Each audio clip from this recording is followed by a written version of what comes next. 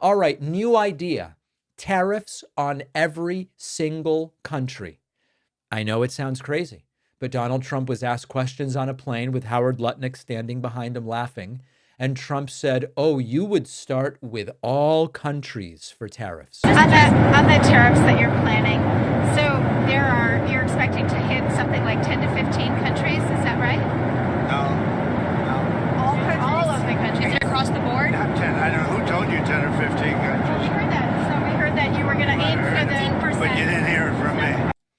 You would start with all countries, not just 10 to 15. Now, a couple issues with this. Number one, it probably violates World Trade Organization rules. It would undoubtedly lead to retaliatory tariffs, and it would increase prices for U.S. consumers on virtually every single imported good. Trump was then asked, are you worried about stagflation? And Trump goes, stagflation? Now, is that something that you're worried about, given the impact of your efforts to readjust the economy? I haven't heard the term in years. No, I don't know anything about it. This country is going to be more successful than it ever was. It's going to boom. We're going to have boom down USA. Now, Trump says he doesn't know anything about stagflation, and that's really not a term he's heard in a long time. First of all, stagflation is a combination of stagnant growth with high inflation. Economy is not growing, but inflation is high and unemployment is high. This was a major problem in the 1970s. Now, Trump has previously talked about stagflation. You know when? When Obama was president, and he would go on Twitter and type that Obama is causing stagflation.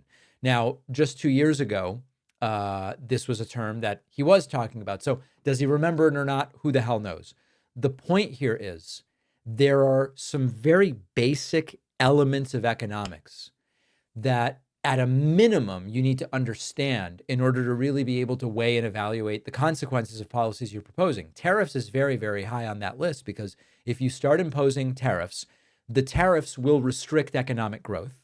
The tariffs will cause inflation, and the tariffs may lead to layoffs and higher unemployment.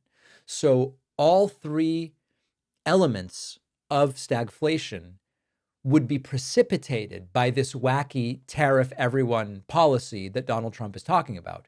You also, if you're going to start playing with fire with regard to tariffs, you also need to be able to say very clearly, or rather understand very clearly, who do we depend on in which industries? And Trump doesn't seem to. Listen to this. We have our own lumber. We have our own energy. We don't need energy from Canada. We don't need lumber from Canada. We don't need anything from Canada. We don't need cars from Canada, as an example.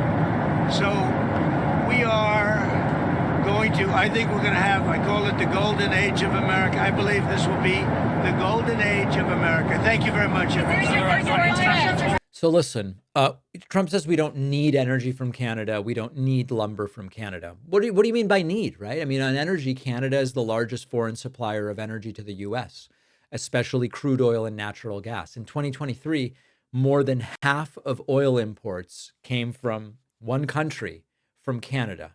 We don't need it. Well, do we need anything, right? I mean, one way not to need it would be dramatically reduce how much of the stuff we're burning. Doesn't seem to be happening anytime soon. Another option would be to get it from elsewhere or to produce more domestically, but that takes some time. Lumber. Trump says we don't need lumber from Canada. Okay. U.S. imports about 30% of our softwood lumber from Canada, critical for construction. There have been years-long disputes over tariffs because of that dependency.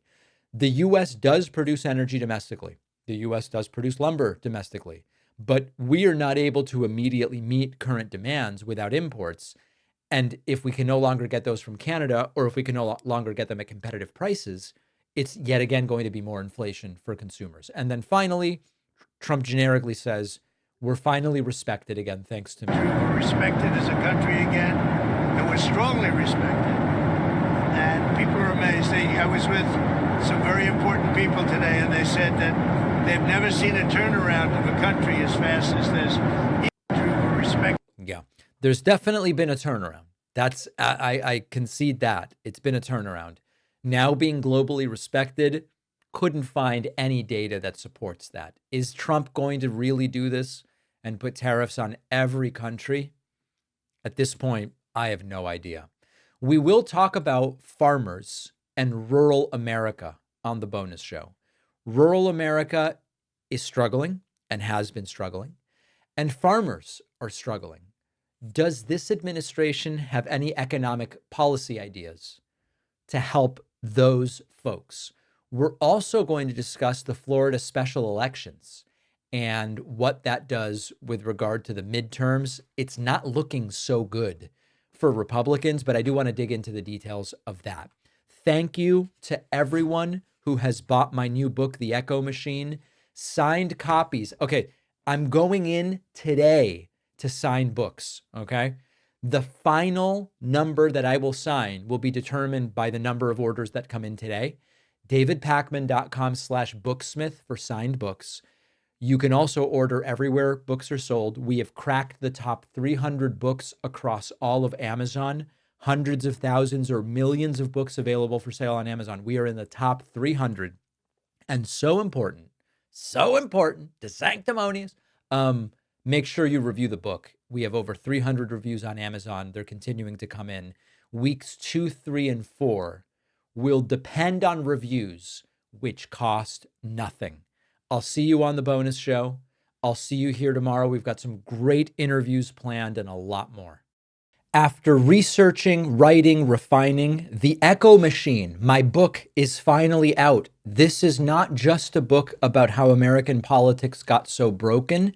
It's also about what's happening right now and what we can still do to stop things from getting worse. Trump's been back in power.